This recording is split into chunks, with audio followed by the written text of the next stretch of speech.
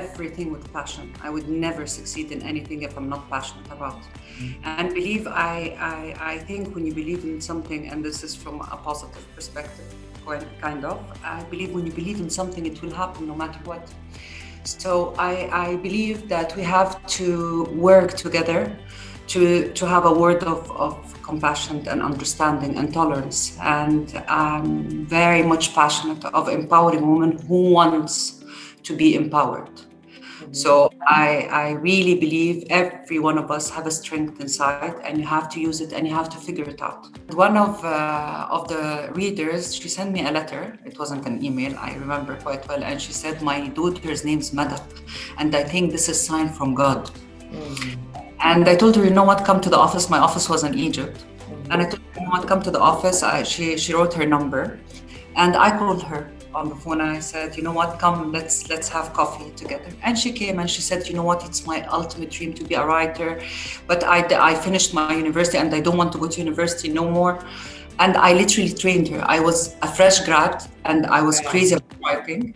And she's now one of the biggest series writer in Egypt. And this is something I'm so proud of, because I wasn't that experienced really, Tamara, but I have the passion. That's what I'm talking about, passion.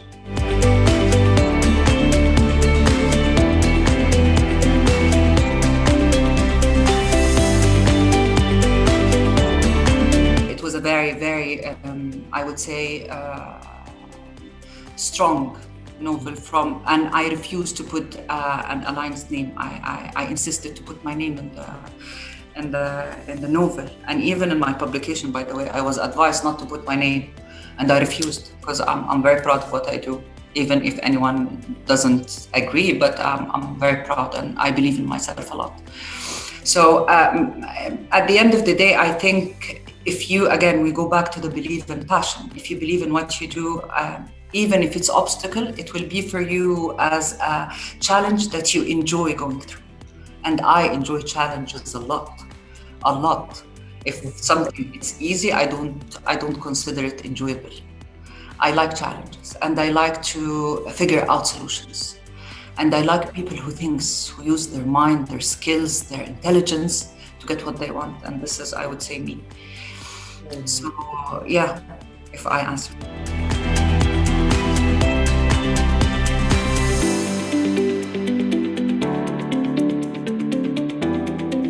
I think it's a habit. I think it's this framing of Arab women. It's something that the media lives on. It's only, always the spicy story. They have to have it every now and then. Everyone knows it's not true. So you have to listen, let them talk. Maybe there's something that you will learn. I don't think each and every comment, even though if it shows negative from the outside, it's negative all the way. I don't think you should care a lot about the haphazard comment or the haphazard negative comment. I would rather I would advise to concentrate on your goal, concentrate on your career, and learn. Whenever, I don't think anyone can fail. It's not a failure, it's a lesson. So don't be afraid and learn. Even though if anybody criticizes you, don't be so nervous about it. Just listen. Why? And whenever you're calm, the person in front of you, you will transfer this calmness to the person in front of you. So listen and understand. If it's only just for the sake of criticizing, then just don't reply. But if you find this criticism, it will add to you, ask why you're saying that and learn. That's my advice, I would say.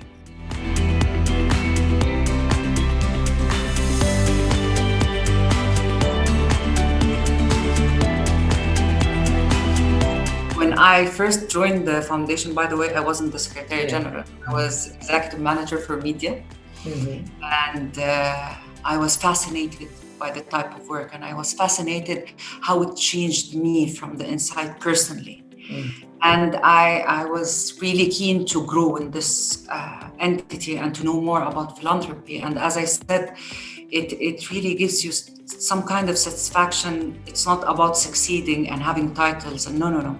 There is a psychological feeling that you get whenever you see that your work is really helping other on ground. We go on ground a lot, so it really helps me from growing from a personal perspective. What I learned from this position or working in philanthropy, first of all, you need to understand you need to understand how much it will change your life to have the power in your hand to help millions of people. This is a huge thing. And we have the trust of His Royal Highness. He have just only to direct us. For example, we want to concentrate on women empowerment. We want to concentrate on cultural bridging. But us, we have the power to sign contracts with tens of millions of dollars to help millions of people. Can you imagine how powerful this is? It's huge. And you need to understand when you're in your career, and this is the tips that collaboration and partnership. You would never do anything alone. No one can do anything alone. So selfishness in developing yourself, not selfishness in doing good. You have to collaborate and you have to partner with people because you don't have the full knowledge about everything. And this is what we do in the foundation. We only strategize, plan, and we choose our partners upon a certain criteria, of course. And one more thing, do not underestimate anyone. Do not underestimate, ever. Even if you have a PhD in each and every subject in the whole world, you will keep learning till the end of your life. At the end of your life, you will learn that was your last breath that you just took. So keep learning till the end of your life.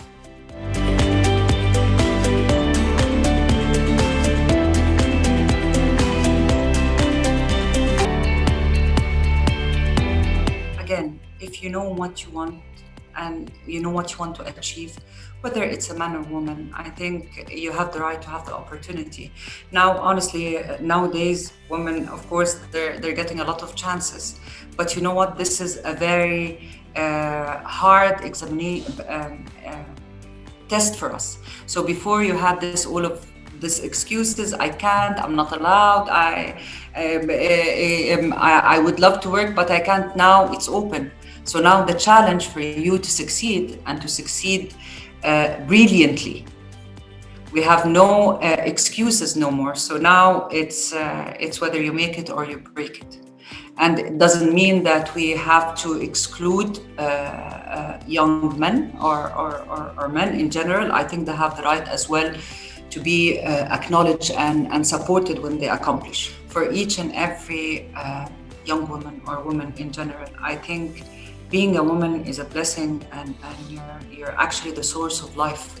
You're the one who's giving life to this world. You have to understand this. Being a mother is not a bad thing. It's the most and the hardest job ever. You cannot resign from it. That's how hard it is. Really, you cannot resign from it. So at the end of the day, I just want to highlight something. Having a career is very important. It's very important, of course. But being a mother and getting a healthy, well-educated kids, it's an achievement that every and each woman should dream of.